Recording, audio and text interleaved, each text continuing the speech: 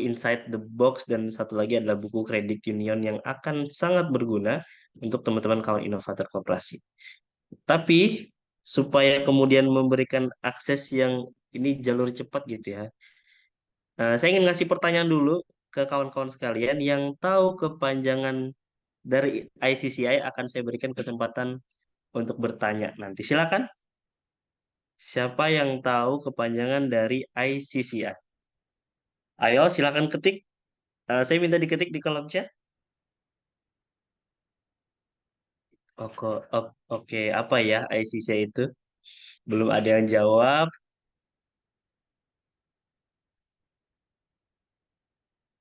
ICCI adalah, saya kasih clue deh, I-nya itu adalah Indonesian. Indonesian ya, bener ya, manis ya.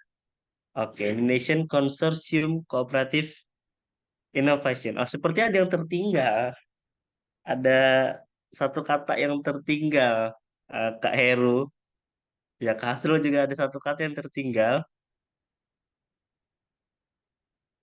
Ayo, siapa yang tahu? Silakan cepat-cepat. Oke, Ken ya yang lebih dulu ya. Indonesian Consortium for Cooperative Innovation. Mbak Anis, apa ini udah benar, Mbak?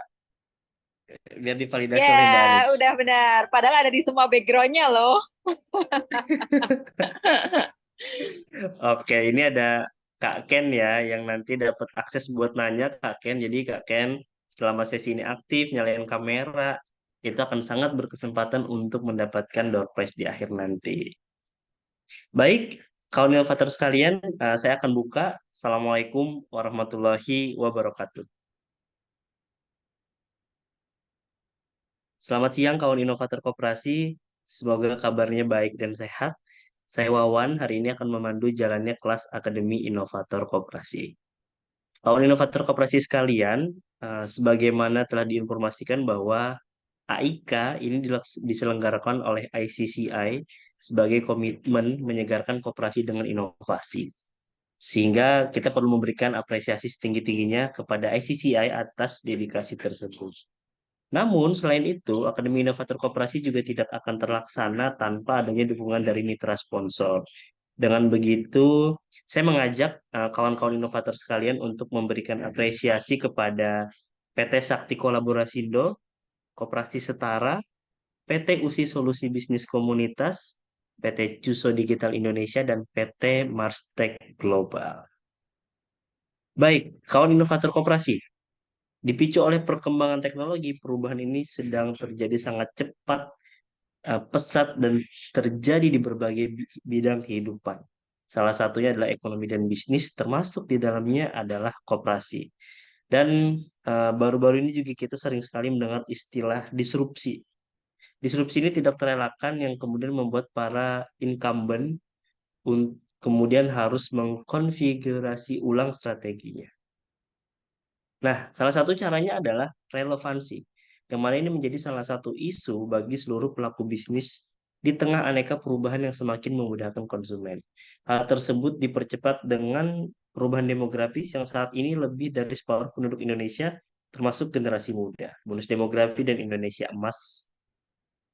Perilaku konsumen berubah dan dalam konteks ini, koperasi ditantang nih. Kira-kira kita bisa nggak ya relevan gitu. Kira-kira kita bisa nggak ya seperti pelaku usaha lainnya, dan perlu kiranya koperasi untuk mencari relevansi dan beradaptasi di tengah perubahan. Nah, tadi kawan inovator koperasi sempat disinggung juga oleh kepala sekolah kita bahwa di luar negeri ini beberapa waktu lalu muncul gerakan exit to kooperatif. Ketika startup lagi berbondong-bondong exit to venture capital gitu ya. Nah, mereka mengidentifikasi dirinya sebagai zebra, bukan unicorn. Atau platform koop ketika gig ekonomi ini membuka sharing ownership, dan pertanyaannya adalah sebenarnya adalah siapa pemilik sesungguhnya. Nah, narasumber platform koop hari ini adalah seorang figur yang sudah lama sekali berkecimpung di dunia perkoperasian, dan kita akan berkenalan dengan co-founder Koperasi Internasional Coop School yang berdiri di Inggris. Yaitu figur ini adalah Ibu Heira Hardianti. Selamat datang Ibu Heira, atau saya boleh panggil Teh Heira. Halo Teh Heira. Halo, selamat datang. Terima kasih Mas Wawan Sisi atas undangannya. Nah, terima kasih Ibu Hera. Luar biasa semangat sekali hari ini. Saya izin memperkenalkan Ibu Hera dulu supaya Oke. nanti kan makin kenal makin sayang. Oke, Tak kenal maka Ibu tak Hera aruf gitu ya. Hardianti. Ibu Hera Hardianti ini merupakan seorang akademisi kawan-kawan di Icopin University sejak tahun 2016. Nah, koperasi ini menjadi salah satu topik yang beliau geluti sejak bergabung di Institute for Indonesian Cooperative Development mulai tahun 2009. Nah, saya kalau balik ke 2009 tuh kayaknya masih sekolah ya teman-teman. Beliau sudah berkecimpung di koperasi dan bahkan menjadi konsultan koperasi juga di Jawa Barat sejak tahun 2008.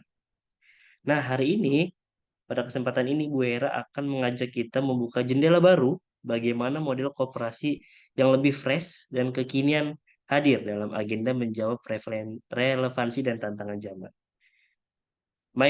Beliau melalui My Cool Class itu sejak tahun 2020 sudah digawangi oleh beliau bersama tim untuk memberikan warna baru bagi koperasi di Indonesia. Kemudian baru-baru ini juga saya melihat aktivitas Ibu Hera di Koperasi Sampah Parongpong. Wah, ternyata ini juga great movement gitu ya. Ada koperasi di bidang persampahan ya. Saya juga sangat penasaran. Oke, kawan inovator koperasi, saya kira kita sudah sangat tidak sabar untuk mencicipi santapan pengetahuan seputar model platform koop yang akan dihidangkan oleh Ibu Hera. Kalau begitu, kawan inovator koperasi, inilah kelas mengenal platform model platform kooperatif dipersembahkan oleh Akademi Inovator Koperasi oleh ICCI. Please welcome Ibu Hera Hardianti. Salam koperasi, galang inovasi. Ya, terima kasih. Saya izin share screen dulu sebentar ya, biar enak. Oke. Eh, Tidak usah perkenalan lagi ya, karena sudah dikenalkan. Biar kita langsung ke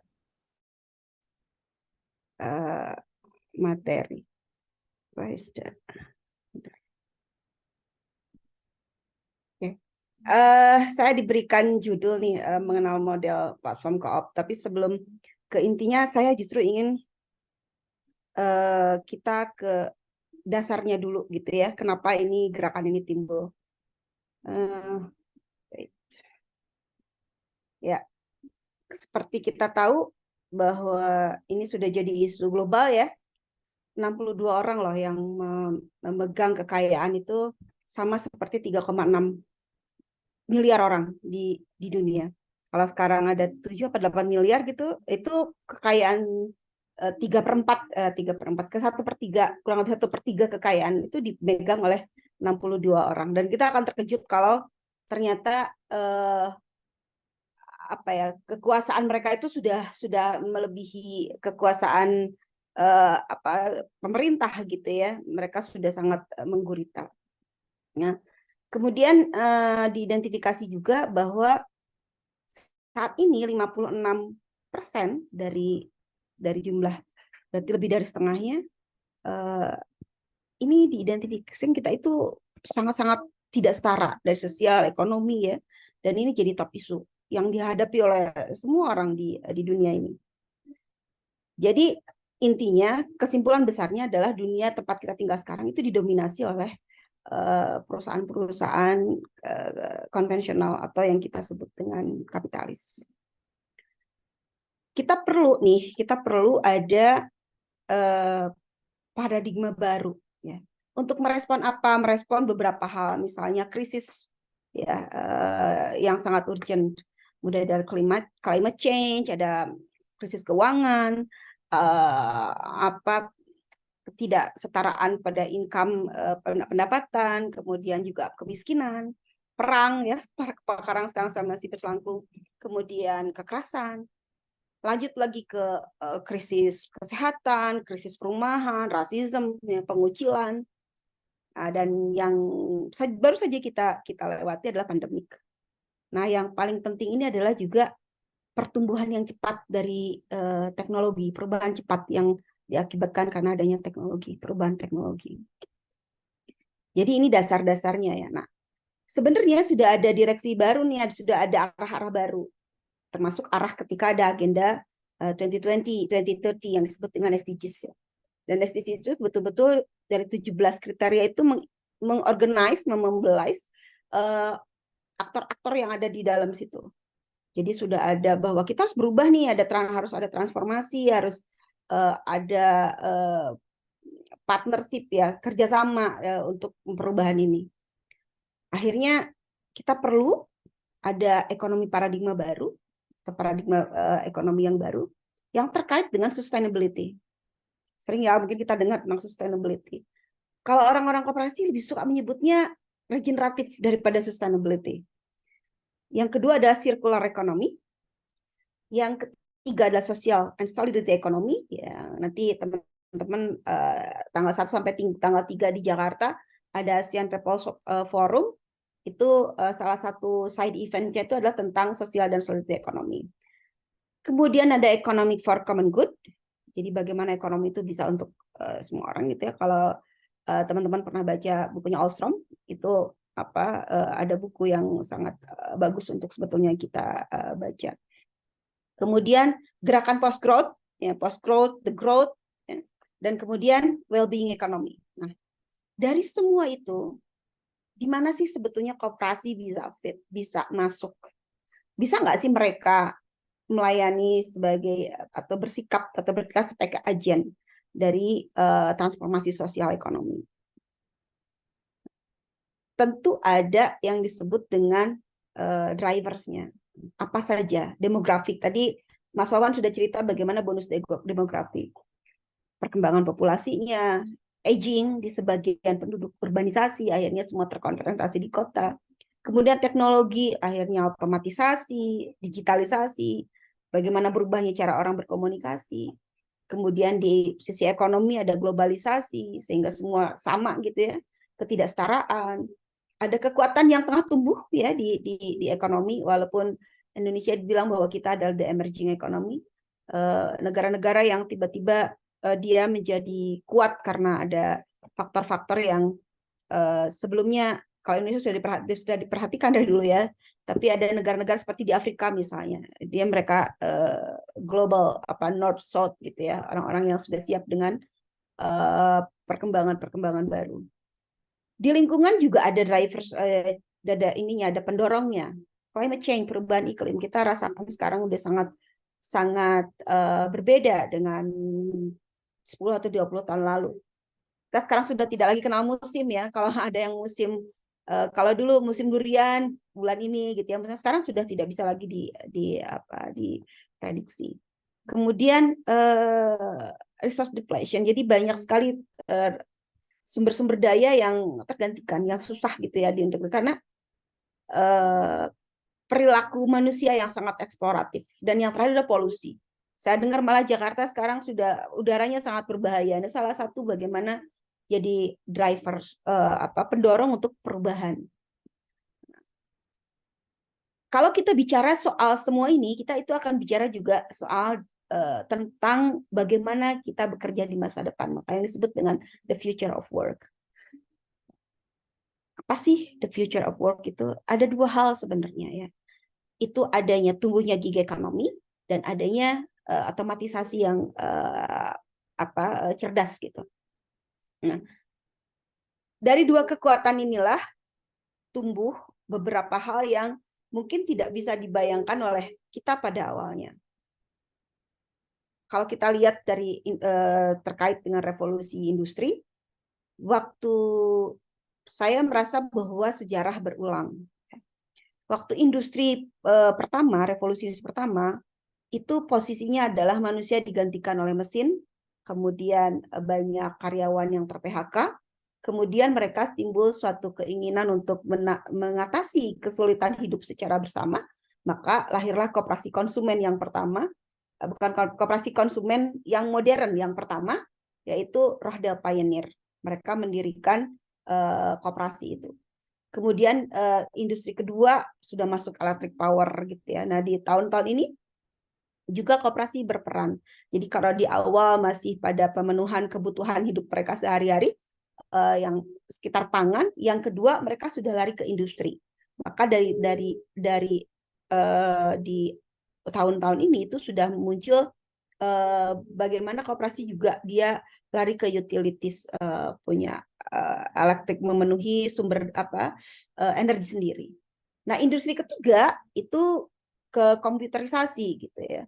Nah, di sini sudah ada timbul keinginan untuk kalau di kita sekarang bagaimana mereka melakukan pekerjaan dengan komputer misalnya yang asalnya, makanya ada Calvert misalnya, salah satu koperasi yang bergerak di bidang ini, dia koperasi kreatif dari tahun 70-an koperasi ini lahir.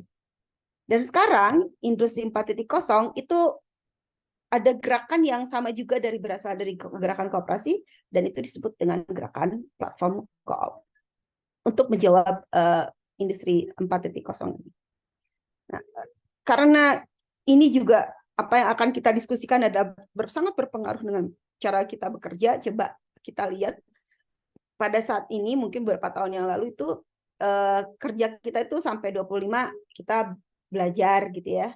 26-30 berkarir, terus nanti sudah 75 tahun kita retire, pensiun pada saat ini. Tapi di tahun 2030, ini sebentar lagi sebetulnya 2030 ya, itu berubah dari 25 tetap belajar, 26-30 mereka punya karir satu, kemudian mereka 1 year off, mereka nggak kerja gitu ya. Mereka ingin melakukan apapun yang ingin mereka lakukan, mereka mau jalan-jalan, mau apa yang disebut dengan sabbatical leave gitu ya. Kemudian 33-36 mereka masuk lagi kerja, apakah mereka punya karir baru. Mereka ada ini baru, ada tren baru. Mereka mulai lagi masuk ke dunia pendidikan. Sekolah-sekolah mereka mulai masuk ke perguruan tinggi, dan ini tengah terjadi sekarang. 40-45 mereka karir lagi, mereka 1 year off lagi, mereka berkarir, mereka ada sampai yang 56-59 itu mereka masih sekolah, masih melakukan pendidikan gitu ya. 60-675 tuh mereka berkarir, dan saya melihat di gerakan koperasi itu ada yang seusia Pak Robi gitu ya, masih tetap bergerak di bidang koperasi, seusia Peter Davis yang sudah 70 lebih gitu. Mereka masih tetap bergerak di koperasi. Ini yang saya lihat di gerakan koperasi. Bagaimana usia itu tidak menghalangi mereka. Ada 3 hal tentu saja setelah perubahan itu. Pertama adalah pekerjaannya ya yang akan berubah. Angkatan kerjanya juga berubah. Nah, pekerjaannya itu disebut dengan automatical level.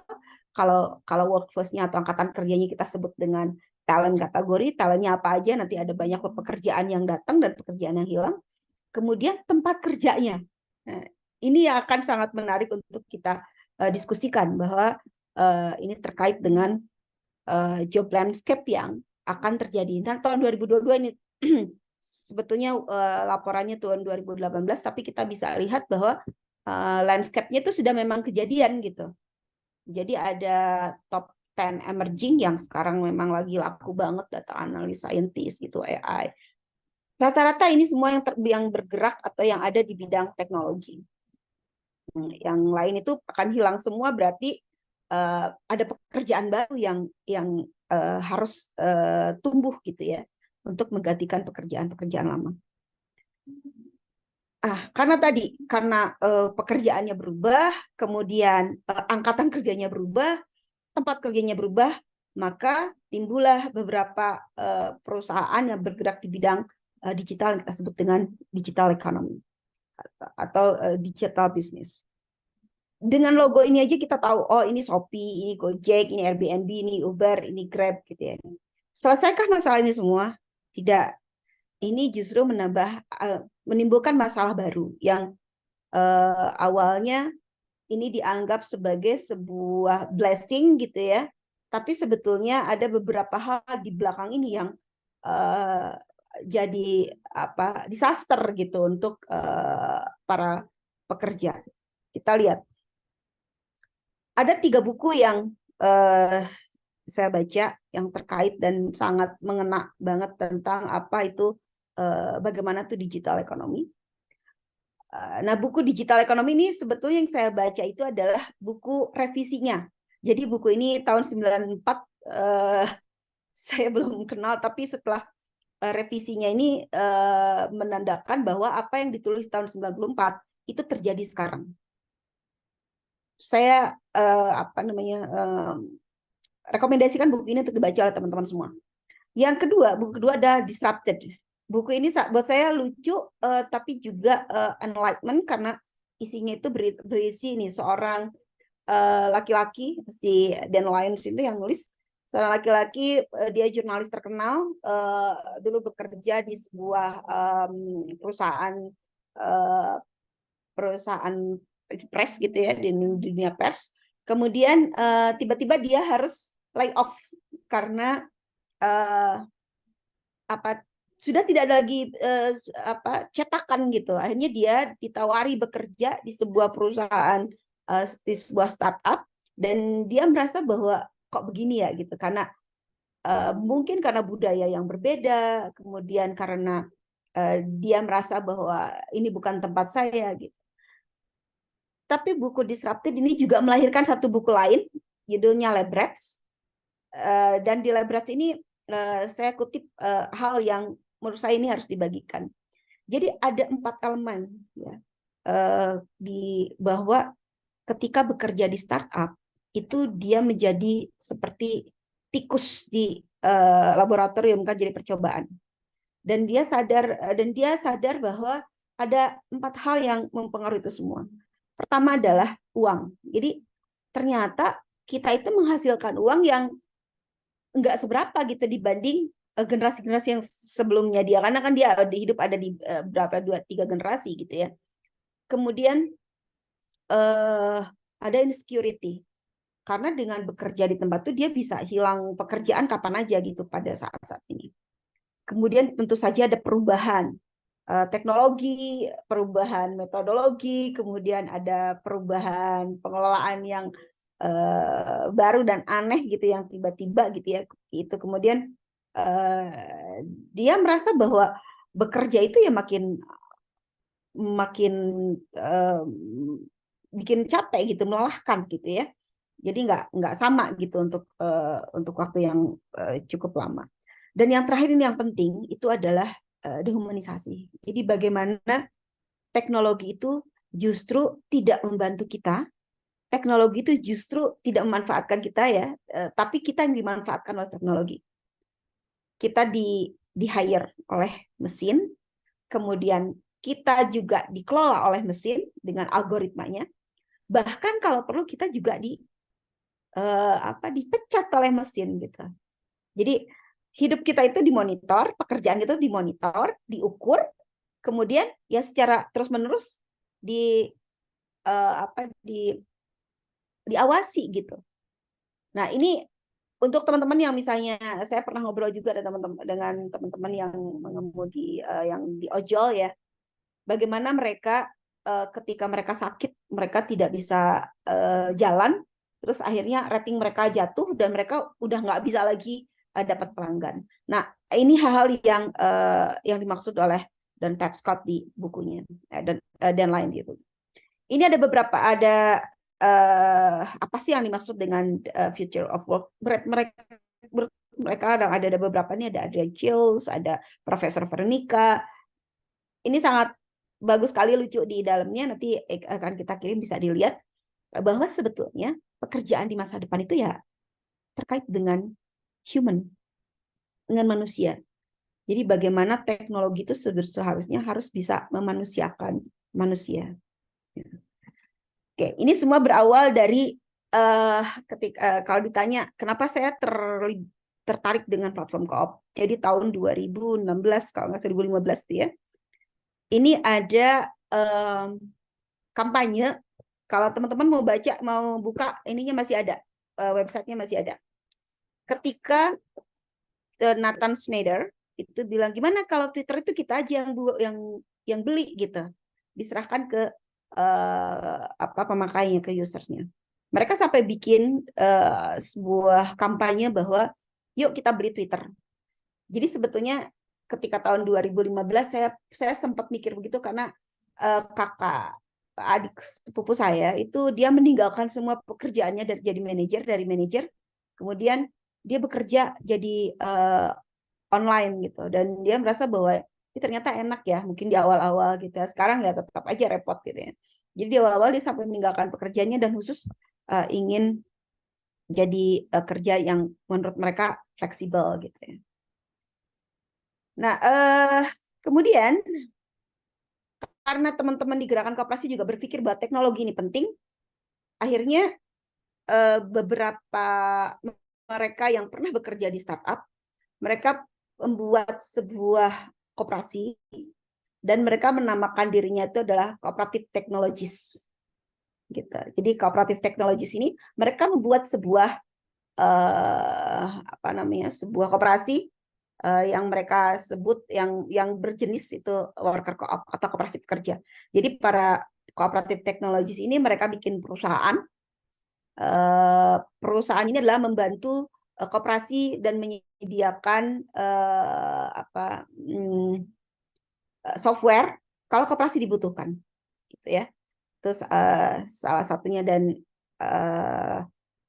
jadi berawal dari situ. Kita belum ngomong bahwa itu adalah platform co-op. Ini adalah orang-orang cooperative technologies yang mereka bikin perusahaan, dan perusahaannya itu pada awalnya belum koperasi.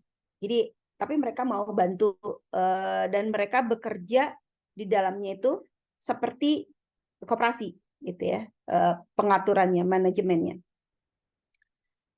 Ada dua hal yang kita bisa lihat ini. Satu, ekonomi dunia itu komunisme, kemudian di hyperkapitalisme. Yang komunisme itu gagal waktu runtuhnya tembok Berlin tahun 1989.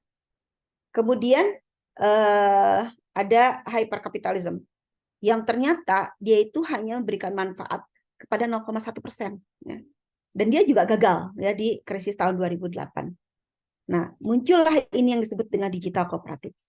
Digital kooperatif itu di mana para pelanggan, customer, dan pekerja itu memiliki atau mendapatkan manfaat ekonomi.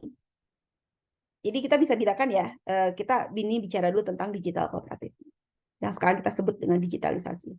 Jadi bagaimana mendigitalisasi koperasi ini bisa memberikan manfaat buat pelanggannya, buat pekerjanya, dan mereka bisa punya kendali gitu ya di digital ini. Jadi lebih ke tools untuk efisiensi. Kemudian ada isu tentang sharing atau kolaboratif ekonomi. Jadi ada dua hal. Apa itu extractive ownership dan generative ownership. Generative ownership udah kita katakan bahwa ini adalah bentuknya koperasi gitu.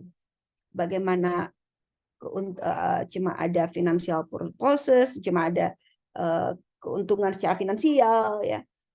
Ada membership tapi mereka nggak ownership gitu. Sekarang banyak sekali misalnya membership sebuah klub, membership sebuah rumah makan, membership supermarket gitu. Tapi sebetulnya kita tidak memiliki. Nah, kemudian selanjutnya adalah dia di-govern, diatur oleh atau di-lead oleh market. Jadi sudah gimana pasar aja gitu ya. Kemudian kapital, modal itu uang dalam arti ini adalah masternya. Sebenarnya kalau di gerakan koperasi sangat jauh berbeda. Dan yang terpenting buat saya adalah nomor 5, ketika semua itu adalah komoditas, bicara soal harga dan keuntungan, tapi yang di dalam generative ownership itu bicara soal ethical. Bagaimana kita itu bekerja itu ya sangat sesuai dengan atau akan mendukung lingkungan kita, akan mendukung norma-norma sosial. Jadi ada dua hal yang sangat mendasar ketika kita bicara soal sharing atau kolaboratif ekonomi. Karena biasanya yang selama ini kita lihat yang seperti itu kayak Uber, Airbnb gitu ya, Lyft misalnya, itu selalu disebut dengan sharing ekonomi gitu. Padahal ketika kita breakdown, ya ini loh kenyataannya. Mereka bukan sharing ekonomi sebenarnya gitu. Baik. Selanjutnya adalah ada dari sini peran-peran koperasi sebetulnya apa? Nah, ini sebetulnya umum gitu. Jadi peran koperasi itu yang memobilisasi orang yang menolong dirinya sendiri gitu. Ya, menolong dirinya sendiri, saling membantu. Kemudian dia juga menciptakan pekerjaan ya. Nah, kemudian dia juga memastikan bahwa suara dan perwakilan tuh ada gitu, kedengeran lah, ditanggapi. Kemudian juga dia harus meningkatkan atau improving working condition-nya, bagaimana bekerja itu bisa menjadi lebih baik, memberikan akses ya, memberikan pelayanan, kemudian bekerja itu untuk sesuatu hal yang lebih fair gitu ya. Globalisasi boleh, tapi fair lah gitu. Jangan satu orang atau sekelompok orang itu dia menguasai banyak gitu karena dia punya lebih banyak resources. Kemudian mempromosikan dan melindungi hak asasi. Kemudian dia juga harus supporting the lokal, bagaimana lokal masyarakat di lokal. Nah, ini tentu setelah itu kita mengurangi ketidaksetaraan, melindungi lingkungan ya, lingkungan alam gitu ya. Dan kemudian ini yang terpenting juga adalah bagaimana yang informal itu jadi formal. Nanti kalau kita lihat bahwa ini sebetulnya peran-peran koperasi yang harus dimainkan, bagaimana semua ini itu bisa apply di digital ekonomi gitu. Karena tadi kita sudah bicara bahwa apa sih human center business, tadi future of work itu adalah human, maka ini yang harus dilakukan adalah bagaimana kita berinvestasi di kapabilitas orang-orangnya, manusia karena dia sebagai senternya, bagaimana kita juga berinvestasi di institusi tempat bekerja, dan bagaimana juga berinvestasi pada pekerjaan yang layak dan pekerjaan yang dia akan terus ada sustain gitu. Ini tugas-tugas koperasi yang harus dilakukan ya. Nah, akhirnya ada 3 hal yang setelah dipisahkan itu ada beberapa hal yang dilihat untuk human center agenda ini. Untuk meningkatkan kualitas kapabilitas orang-orangnya itu tentu saja ada lifelong learning. Jadi bekerja harus belajar terus-terusan gitu ya. Nah, ininya ada pakai community based education, ada teacher co-op ya, ada cooperative learning. Kemudian bagaimana transisinya, ada koperasi sekolah, koperasi anak muda gitu ya, produsen. Kemudian di gender equality-nya bagaimana juga memasukkan peran-peran perempuan, leadership perempuan di koperasi, SAPKOS itu simpan pinjam gitu ya. Kemudian care workers, nah ini yang belum dikembangkan di Indonesia. Kemudian social protection, jadi 4 hal yang akan berinvestasi di 4 hal itu. Bagaimana juga asuransinya, bagaimana koperasi kesehatannya, bagaimana juga perawat atau merawat komunitasnya. Nah, untuk institusi tempat kerjanya adalah bagaimana jaminan dari tenaga kerja. Ada konsep namanya worker buys out, nanti kita cerita.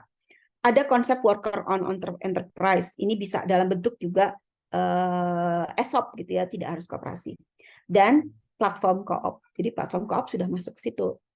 Kemudian adalah keleluasaan, kedaulatan kita akan waktu gitu ya, yang bisa dilakukan oleh produsen kooperatif, karena kadang-kadang produsen itu dia juga dieksploitasi juga gitu ya.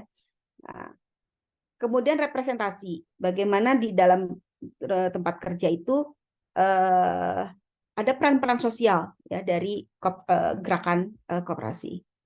Untuk teknologi tentu saja di bawah teknologi tren itu ya enggak begitu gitu. Ada hal yang harus diperhatikan dari teknologi trennya.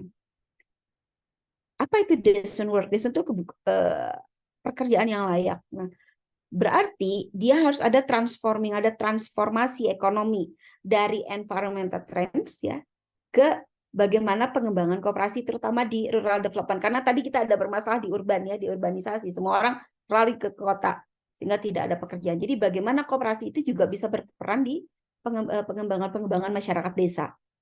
Dan tentu saja karena di koperasi itu human center, maka ini menjadi hal yang sangat inti dari koperasi, model koperasi. Oke, tadi kita bicara ada yang di Eropa itu karena sudah terjadi aging community, itu ada gerakan yang disebut dengan convert to co-op. Jadi bagaimana kita mengkonversi bisnis kita nih, bisnis biasanya family business, bisnis keluarga berubah menjadi koperasi gitu. Jadi sekarang memang sedang tumbuh di Eropa dan Amerika. Untuk Inggris sendiri mereka punya program convert to co-op. Jadi ada program namanya convert to co-op. Dia membuka layanan kepada semua perusahaan-perusahaan yang sole property, yang perusahaan pribadi gitu ya. Tapi tidak berbentuk liabilities LLC, liabilities company. Dia boleh mengubah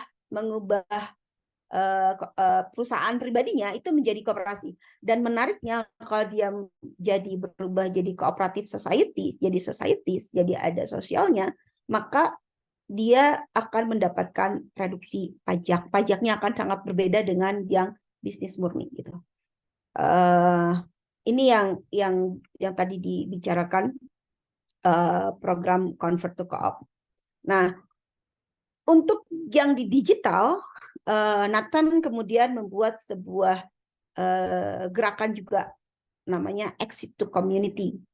Jadi Exit to Community itu adalah ada ini strategi bagaimana sebuah startup, dia yang tadi ceritakan Mas Wawan, kalau orang pergi ke IPO atau nyari ke venture capital atau ke angel investor misalnya apapun itu, tapi dia ada project, ada stage, ada strategi yang disebut dengan exit to community.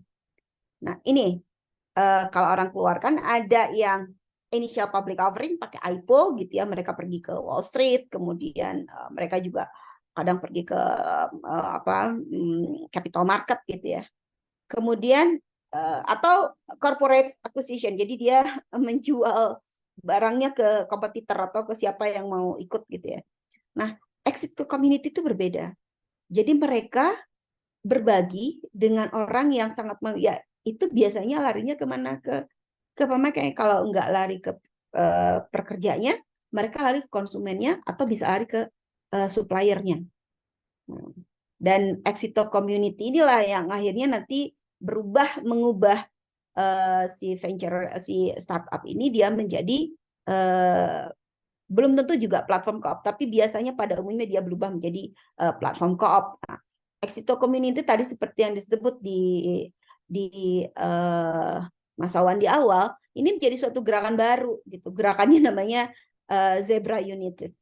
Nah, Zebra United ini kumpulan startup yang dia berubah menjadi koperasi, menjadi platform co-op, maka disebutnya exit to community. Ini ada beberapa yang bisa saya sebut, yang saya sendiri salah satu anggotanya, yaitu di Open Collective. Open Collective itu sebuah gerakan yang dibuat oleh Lana Irving, beliau tinggal di New Zealand.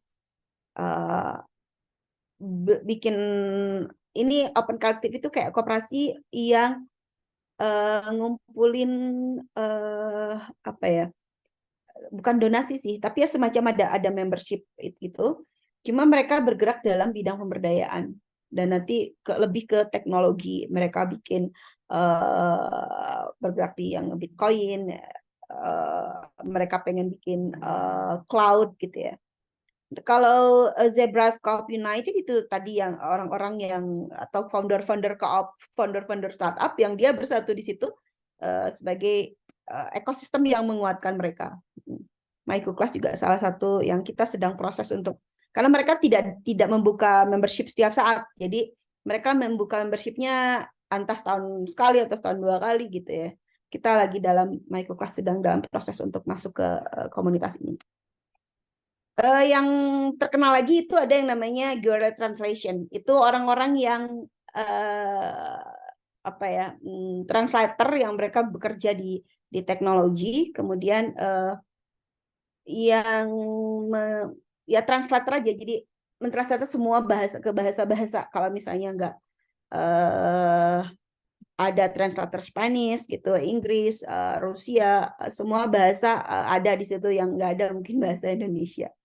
Nah, yang terakhir ini yang mutual interest. Mutual interest itu sebuah platform co-op, dia bergerak di bidang penerbitan.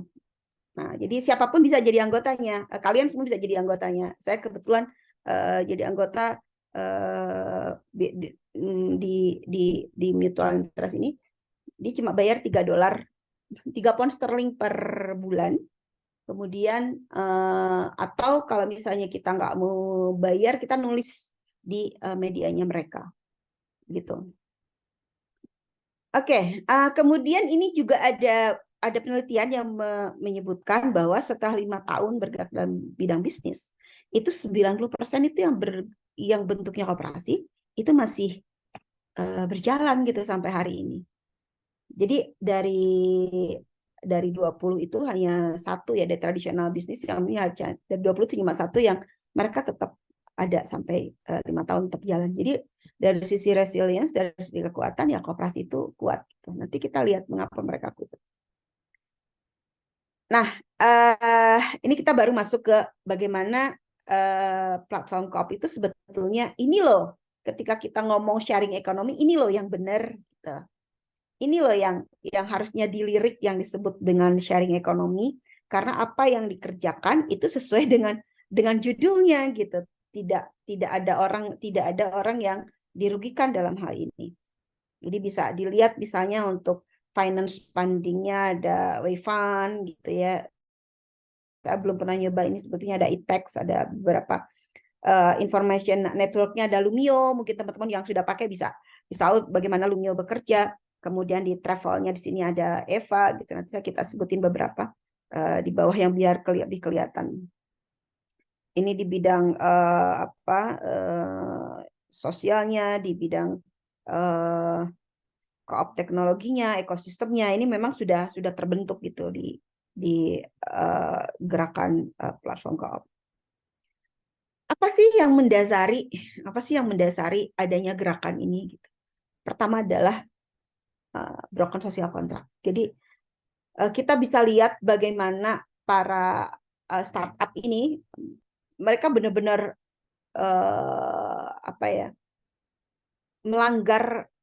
melanggar batas-batas kalau dalam dunia kerja itu ya tidak ada, bekerja itu sudah tidak lagi kenal limit waktu gitu ya. Nah, mereka memang sudah tidak kenal lagi 9 to 5 dan memang sudah tidak laku gitu ya. Tapi justru yang paling diperhatikan adalah bagaimana ekstraktifnya keuangan, bagaimana mereka bisa ngambil duit dari beberapa investor ya, kemudian mereka yang akhirnya jadi bubble ekonomi gitu. Kemudian ini juga jadi membentuk sebuah sistem yang sangat tidak adil ya, tidak. Platformnya itu dia yang saya sebutkan tadi malah menjadi tidak manusiawi gitu ya. Juga ada di rasial misalnya. Taruhlah di ini mungkin agak bias, tapi gini. Di platform ESL atau pembelajaran yang bahasa Inggris, itu kenapa Microclass ngambil di situ, itu adalah mereka misalnya tidak boleh, mereka harus native speakers. Native speaker itu, it means they have to be white, dia harus putih gitu ya. Jadi Eropa, Amerika, jadi mereka cuma nerima orang Eropa, orang Amerika, orang Eropa dan orang Amerika. Kemudian mereka juga walaupun dia natif, dia lahir di Inggris gitu ya, tapi bukan ini, mereka nggak akan mau terima gitu ya. Kemudian yang yang tidak pernah kita sadari juga, dan ini menjadi satu PR besar buat kita semua, adalah bagaimana kapitalisme itu mengawasi kita setiap saat gitu. Jadi para perusahaan teknologi yang besar itu mereka ngambil data kita gitu ya. Dan kita itu sama sekali nggak tahu data kita mau diapain. Nah, ini apakah mau dimonetisasi, mau dijadikan informasi yang bisa mendatangkan ya monetisasi itu, atau informasi-informasi yang nanti misalnya mereka bisa membuat produk baru gitu ya. Nah, itu tiga hal besar ini yang sebetulnya melatar belakangi gerakan. Jadi saya selalu bilang bahwa platform co-op ini adalah gerakan. Ini menjadi PR besar buat kita semua, adalah tentang digital literasi gitu. Oke. Ini adalah buku yang mungkin wajib dibaca gitu ya. Everything for Everyone dari Nathan Schneider yang bikin gerakan Exit to Community. Ada buku barunya Trevor Schultz tentang on this ya. Bagaimana Trevor menulis beberapa hal. Saya belum baca secara isinya secara utuh karena baru terbit kemarin gitu ya. Kemudian kalau yang Overwork and Underpaid itu sudah ada bukunya. Kemudian yang terkenal ini adalah yang ditulis berdua Nathan sama Trevor, itu tentang Ours to Hack and to Own. Ini bagus banget bukunya. Boleh dicari dan ada bentuk PDF-nya. Di buku Everything for Everyone ya. Ini saya ingin ngutip bahwa buku ini memang tidak hanya bercerita soal bercerita soal digital ekonomi tapi juga bercerita soal bagaimana kooperatif ekonomi ini itu sebenarnya jadi pendekatan yang sangat radikal gitu ya. Nanti kita kan bahasa radikal ya. Jadi karena di buku ini bercerita juga bagaimana pendekatan-pendekatan untuk mengelola sebuah platform ya juga ditampilkan gitu. Jadi next economy itu bukan kapitalisme, bukan apa, tapi dia adalah bagaimana demokrasi ekonomi kalau bahasa kita. Bagaimana ekonomi itu menjadi milik semua orang gitu ya. Dan semua orang punya kesempatan. Bagus banget bukunya. Nah, tumbuhnya gerakan-gerakan tadi orang-orang teknologis yang peduli sama koperasi, kemudian orang koperasi yang memang dia sudah dia nggak ngerti teknologi tapi dia ingin terjun di situ. Akhirnya kumpullah orang-orang teknologi berkumpul, mereka platform konsorsium. Nah, ini banyak banget, ada inkubator.coop misalnya di Australia, di Australia, startup.coop di Amerika. Mereka menginkubasi orang-orang yang anak-anak muda atau orang-orang yang ingin mendalami koperasi di digital ekonomi. Jadi menginkubasi koperasi atau menginkubasi bentuk koperasi di digital ekonomi. Kalau di Inggris yang saya tahu itu ada beberapa inkubator. Jadi kalau Unfound itu khusus untuk digital business. Ada lagi yang namanya The Hives, itu untuk koperasi biasa yang mereka tidak yang bukan platform co-op, yang tidak berbentuk platform co-op. Nah, yang paling jadi kayak top of the top gitu ya, kenapa ini juga jadi besar adalah pandemi COVID. Teman-teman bisa lihat bagaimana perubahan pandemik ini yang akhirnya jadi benar-benar mengubah sistem yang ada sekarang gitu ya. Dari mulai bagaimana household-nya, bagaimana dari financial sektornya, bagaimana bisnisnya, terus di bagian-bagian dunia lain gitu ya, itu ada perubahan perilaku. Dan ya pandemi COVID ini bikin orang juga betul-betul disrupsi dari segala arah. Nah, saya alhamdulillah berkesempatan karena pandemi. Jadi buat saya pandemi itu adalah suatu hal yang blessing karena mengantarkan saya sampai hari ini. Jadi PCC mereka membuka kursus sampai kemarin sampai 4 angkatan ya. Pesertanya banyak. Saya salah satu lokal partnernya. Dari situ saya bertemu dengan banyak orang gitu, bertemu dengan banyak orang yang memutuskan untuk bahwa kita bukan cuma teori aja loh ngomong, tapi kita harus berbuat dan benar-benar bekerja di situ biar tahu gimana caranya, kesulitannya apa gitu ya. Jadi akhirnya ini yang membawa saya membentuk atau membangun micro class.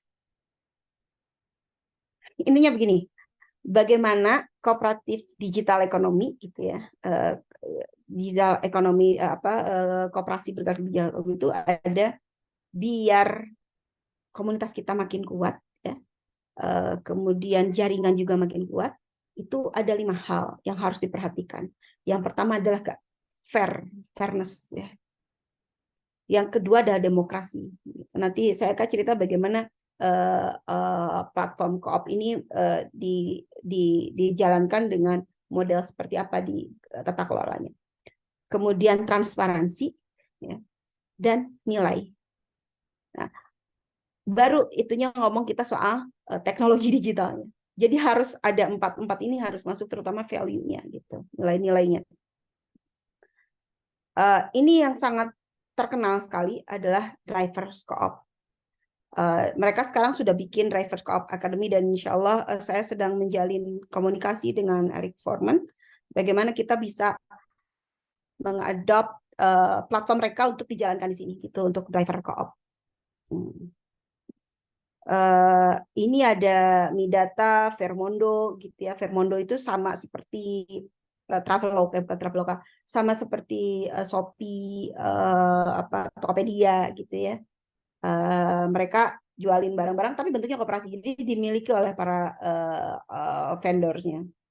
Nah, Midata itu ini mereka yang peduli pada tadi ketika data kita dikumpulkan, terutama data-data kesehatan yang itu nanti akan jadi membuat vaksin, membuat obat dan sebagainya. Nah, mereka di Eropa itu nggak bisa pakai data kita kecuali atas konsen kita.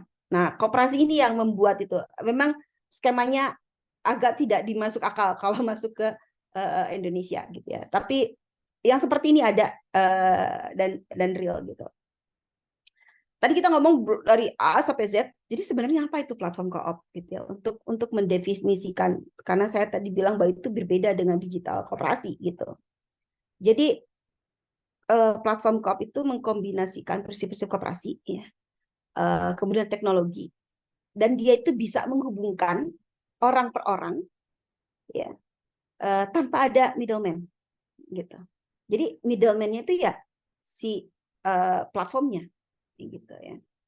Mereka itu didesain untuk apa? Untuk menyediakan layanan atau menjual, kemudian dimiliki oleh dan dikelola ya, diatur oleh orang-orang yang mereka tergantung pada platform ini dan mereka berpartisipasi di dalamnya. Jadi kalau misalnya digital koperasi itu belum tentu platform co-op, karena mungkin saja tidak dikelola oleh anggotanya, atau dia cuma nempel saja gitu ya, anggotanya juga tetap misalnya algoritma yang jalan gitu ya. Nah, itu bukan platform co-op. Ini yang ada di Unfound, tempat waktu Microclass juga ikut inkubasi di sini di Unfound. Jadi apa yang disebut dengan platform co-op dan bukan gitu ya. Jadi di sini ada bisnis yang dimiliki, kemudian dikelola oleh orang-orang yang ada di situ gitu ya. Biasanya itu adalah karyawannya dan usernya, penggunanya. Nah, penggunanya itu kan bisa dia supplier, bisa dia customer gitu ya. Kemudian kalau yang bukan ya tentu saja dia punya eksternal investor gitu ya. Dia bisa ngambil dana dari luar gitu ya. Kemudian platform co-op itu dia ada social purpose-nya. Jadi nggak bisa hanya untuk for profit gitu. Jadi katakanlah semua platform co-op itu rata-rata not for profit gitu, not for profit business sebenarnya. Eh, Kemudian ya kalau di yang bukan platform co-op ya dia tergantung investor. Kata investor mau apa ya? Kamu harus laku sekian ya gimana caranya harus harus ngembaliin interest ke investornya sekian. Gitu ya. Jadi ini ada beberapa hal yang kita bisa lihat. Nanti saya bagikan juga ini. Jadi platform co-op itu dibangun ya atas bagaimana internet itu bisa milik semua orang sebetulnya. Tidak milik hanya milik orang-orang yang memiliki banyak uang seperti big company. Kalau kita lihat walaupun kita masih pakai AWS gitu ya, platform co-op itu dimiliki secara kooperatif, dikelola secara demokratis ya, menggunakan protokol mau website atau mobile apps gitu ya, untuk memfasilitasi penjualan barang ataupun jasa gitu. Jadi platform co-op itu alternatif untuk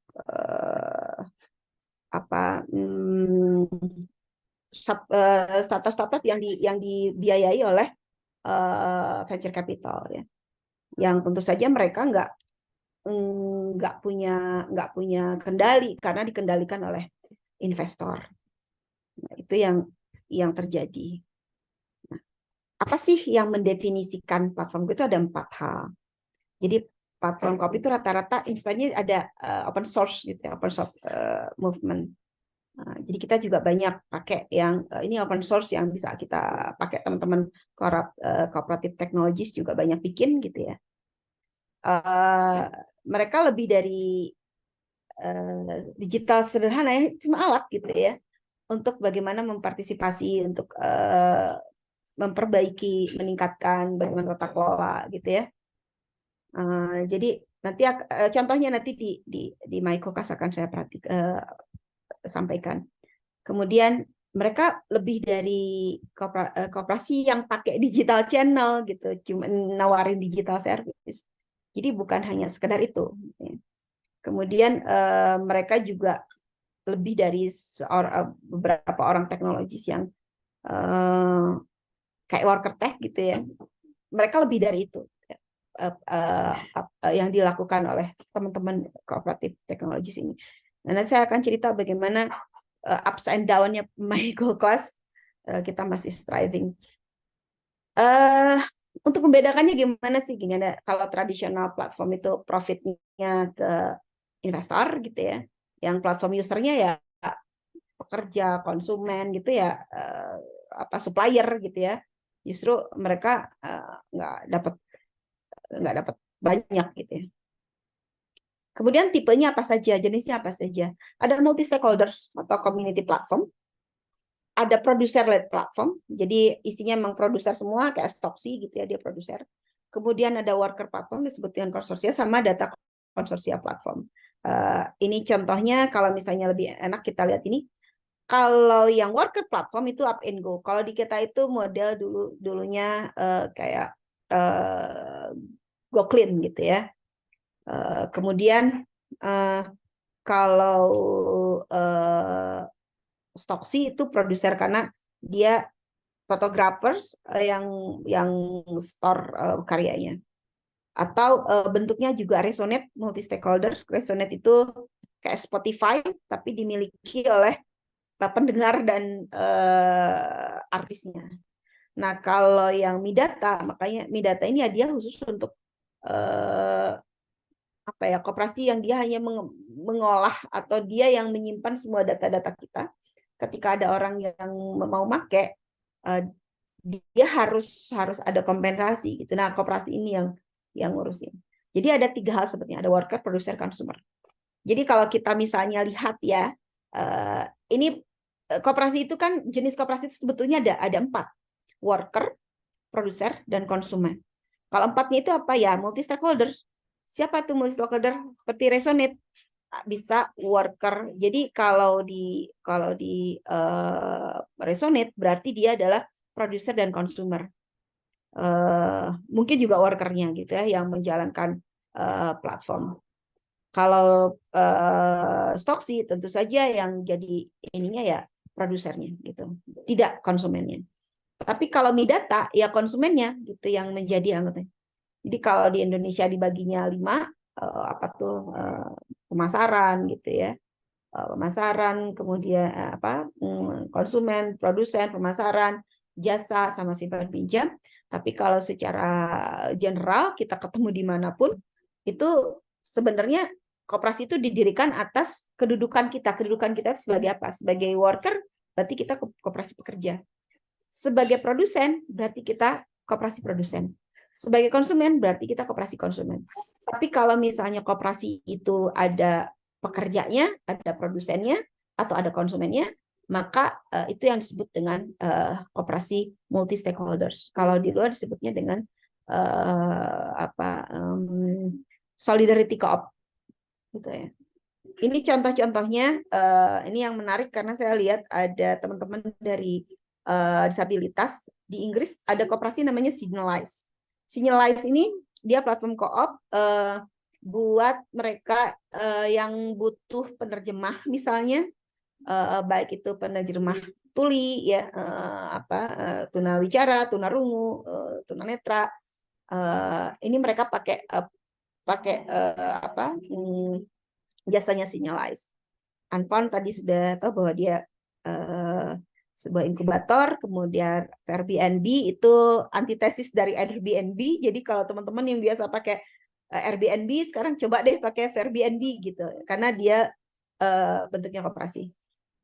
Collabs itu kumpulan teman-teman kooperatif teknologis. Kalau nggak salah ini juga terbuka keanggotaannya, boleh dicek kalau teman-teman yang pikir punya kemampuan di bidang teknologi ya. Nah, ini beberapa platform co-op yang cukup terkenal di dunia platform co-op ya. Ada Resonate yang tadi saya cerita, ada Up and Go yang mirip GoClean, ada Eco itu Equal Care. Dia bekerja dalam bidang kesehatan. Jadi misalnya nurse, perawat, dokter gitu ya, ahli gizi, itu ada di situ, ngumpul di situ. Taxi app itu udah pasti taksi. Lumio itu kalau teman-teman bisa lihat dia terbuka banget. Lumio itu adalah satu platform yang berisi tentang tata kelola, bagaimana mengolah lebih demokratis. Jadi kadang banyak teman-teman dari koperasi yang pakai Lumio sebagai gimana cara mereka mengelola koperasinya.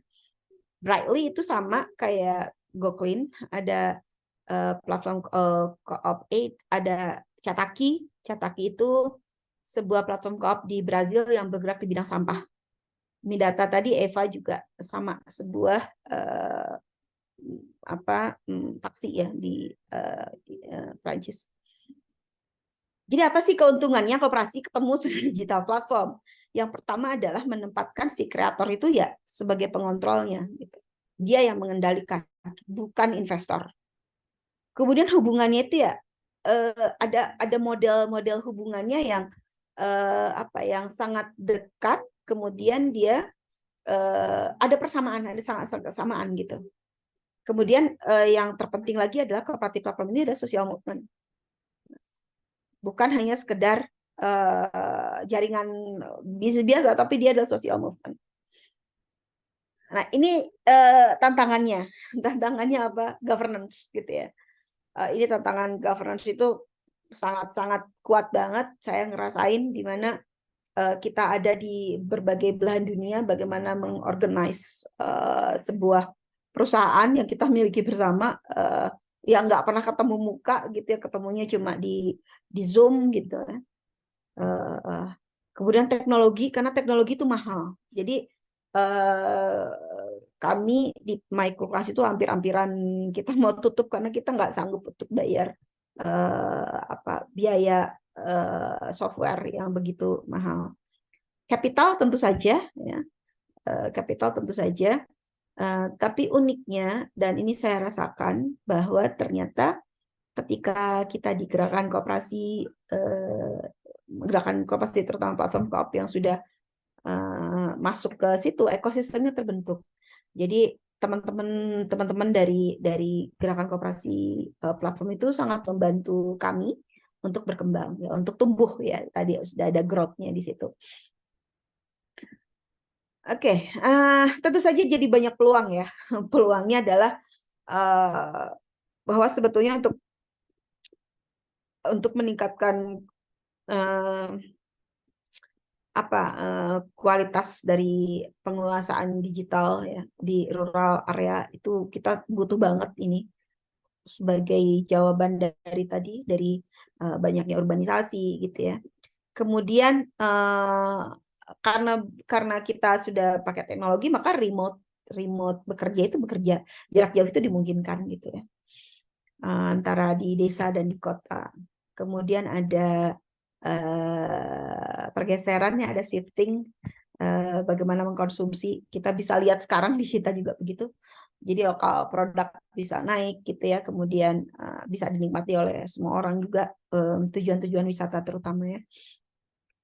Kemudian adanya kesadaran tentang bagaimana meyakinkan bahwa ada akses untuk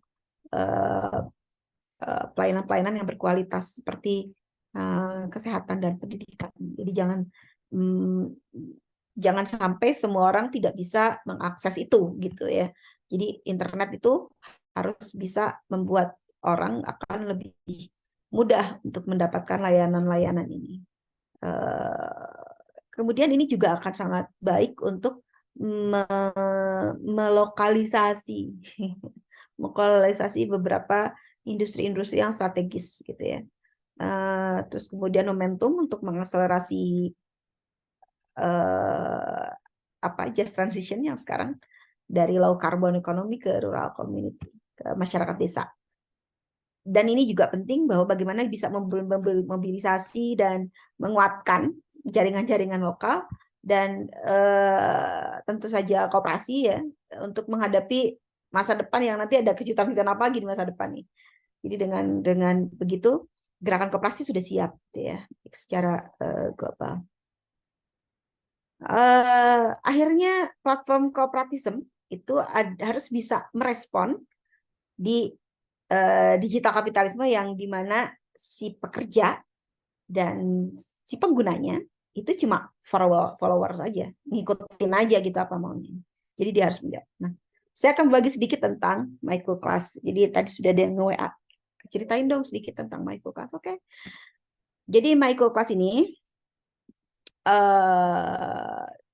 tahun 2020 enggak 2020 ya, 2020 ketika setelah selesai kursus tiba-tiba saya bertemu dengan beberapa orang, 5 orang pada waktu itu.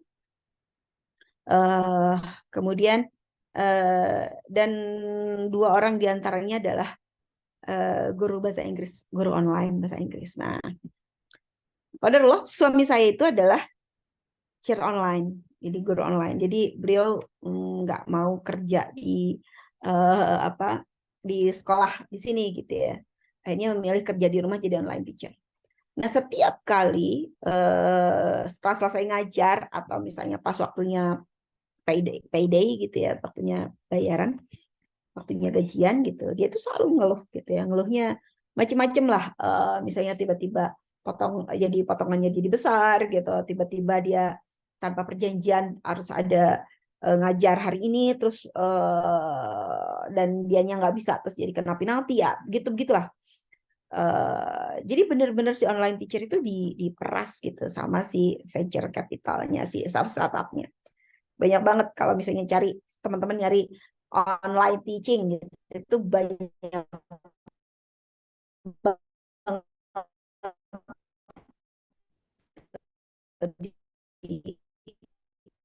bertebaran.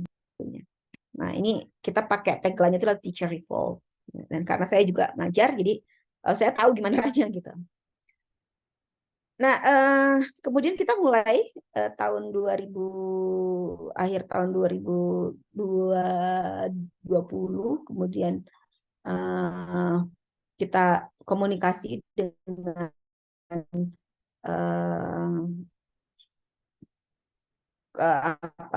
orang-orang gitu ya. Saya ketemu sama Sean Wallens dari UK. beliau yang bantu kita di UK-nya. Kita awalnya sih ada 3 alternatif untuk mendaftarkan koperasi. Yang pertama di Amerika, tempat John Hayes, warga negara. Yang kedua itu adalah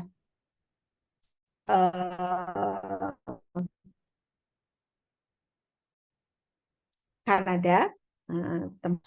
Nah, di Amerika kita dapat problem bahwa harus tinggal di Amerika. Dia orang Amerika dan tinggal di Amerika, itu baru bisa mendirikan koperasi. Di Kanada, dia boleh bukan warga negara Kanada, tapi harus tinggal di Kanada. Jadi cuma Inggris lah yang membolehkan bukan orang Inggris dan tidak tinggal di Inggris untuk mendaftarkan koperasi kita di sana. Jadilah koperasi kita terdaftar di Inggris. Dan di sana itu sebelum kita mendaftar, kita dibimbing ya, gue tanya Dekopinnya Inggris gitu. Dan mereka sangat bantu sekali gitu ya sampai hari ini. Apa sih yang dilakukan? Jadi kita sekarang kalau di yang lain itu harus native speaker, harus ada di negara itu. Nah kita nggak ada yang gitu, semua orang bisa masuk. Ya, makanya sekarang kurang lebih ada 200 orang, tapi yang ngajar baru ya sekitar 20% dari situlah. Nah bedanya apa? Mereka kalau yang lain cuma bahasa Inggris saja, kita boleh ngajar apapun. Kemudian mereka kalau di yang lain itu upahnya atau apa namanya fee-nya, bukan fee-nya, harganya ditentukan oleh platform. Kalau di Baiku Kelas itu boleh ditentukan oleh kita sendiri si anggotanya yang gurunya ini. Dan semua mata pelajaran ya, tidak hanya bahasa Inggris, bahasa Jerman, bahasa Spanyol, yoga, gitar, sejarah gitu, kuliner itu semua ada. Jadi kita kayak apa sih, palu gada gitu, mau nyapa kita ada lah guru-gurunya. Nah, benefitnya apa aja? Satu, tentu saja kita bisa bikin jadwal sesuai yang kita inginkan gitu ya. Kemudian kita juga dapat kayak cuti gitu. Nanti dan cutinya dibayar gitu ya. Nggak ada penalti kan, kalau di tempat lain ada penalti. Kalau misalnya kamu nggak datang pada hari itu pada jam segitu, kamu bisa dipotong sekian persen gitu, atau kamu nggak akan dapat lagi. Persis lah berdasarkan algoritma gitu kan. Kemudian kita nggak akan jadi kita juga sama membuka keanggotaan terbatas karena juga kapasitas kita terbatas. Sama ini hanya guru-guru yang bawa muridnya saja sekarang. Dan kemudian kalau ada surplus ya nanti kita bagikan. Gitu. Kalau yang lain itu kan 20-35%, kita cuma 19%. Ya, kemudian nanti sisanya kita rencananya sih pengen ada UBI ya, Universitas Basic Income. Jadi ngajar nggak ngajar nanti kamu dapat duit deh gitu. Ya ke depan ya ini masih belum. Kemudian mereka juga bisa bikin tim untuk nyusun kurikulum, nyusun bahan-bahan gitu ya. Terus bisa jual, nanti mereka dapat komisi dari situ. Kemudian ya banyak hal lah selain itu ya, bahan-bahan mereka juga belajar. Kemudian kita juga bisa yang natif dan non natif itu gimana gitu pembagiannya, jangan sampai yang non natif terus-terusan dapat student yang natif, yang non natifnya enggak gitu. Itu kita yang ngatur. Jadi bukan platformnya yang ngatur, tapi kita nih orang-orangnya yang ngatur gitu. Nah ini terdaftarnya di UK tanggal 16 April. Kemudian tapi mulai running bisnisnya di Juli, kemudian pertama kali IJM di Oktober 2022, jadi yang keduanya nanti Oktober 2023. Kalau ditanya cara kerjanya gimana sih? Nah ini cara kerja kita, ini kantor kita, kantor kami ada Micro Class headquarter, saya business finance, ini ada beberapa. Dan kita menerapkan governance-nya pakai sosiokrasi, gitu ya. Jadi bukan hanya demokrasi, tapi juga sudah sosiokrasi. Ini yang kita sebut dengan member zone. Member zone itu apa ya? Ya website untuk para members. Ini lama sih belum diperbaiki, tapi inilah kurang lebih yang kita lakukan di MyCoClass. Jadi kalau misalnya sebetulnya saya saya direktur pendidikan koperasi. Jadi tugas saya di sini di cooperative training, saya memastikan bahwa semua orang si anggota ketika masuk dia dapat pendidikan koperasi. Kita ada probation members, jadi ada sebelum mereka ngajar 50 jam atau pokoknya 50 jam itu bisa ngajar, bisa ikut training, itu jadi akumulasi nanti mereka bisa jadi anggota penuh. Dan anggota penuh itu mereka bisa jadi pengurus gitu ya. Ya, ini yang untuk transparansi, untuk governance kita punya ini ya mekanismenya sendiri-sendiri. Nah, kenapa ini ada buying shares? Buying shares itu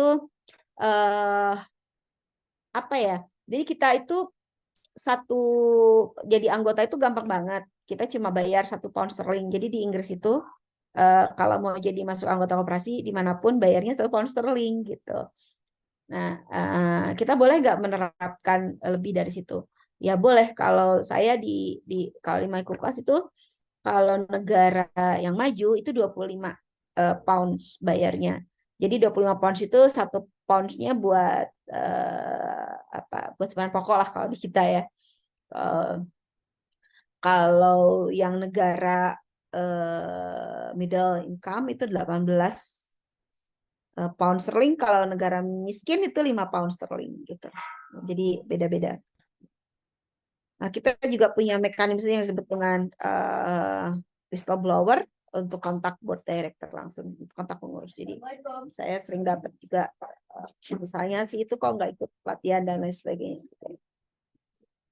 Jadi bagaimanapun satu kita harus melebarkan gitu ya tentang cooperative universe dengan digital common bond, persamaan digital, social common global ya.